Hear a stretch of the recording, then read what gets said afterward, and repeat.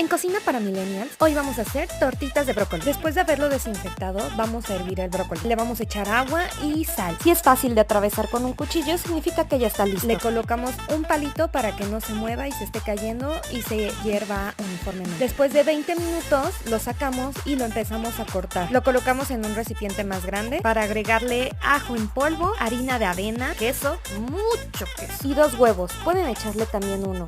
Esto es a su gusto. Y una pizca de Nor Suiza. Y lo revuelves muy bien. Previamente aceitada el sartén, colocamos las tortitas, las dejamos que se doren bien para que no se vayan a deshacer. Si se te deshacen como a mí, los puedes poner en un plato y te los comes solos, al cabo es lo mismo. ¡Y listo! Le puedes agregar tu salsa favorito o crema. Y déjame en los comentarios si quieres un video acerca de la salsa verde que le coloqué.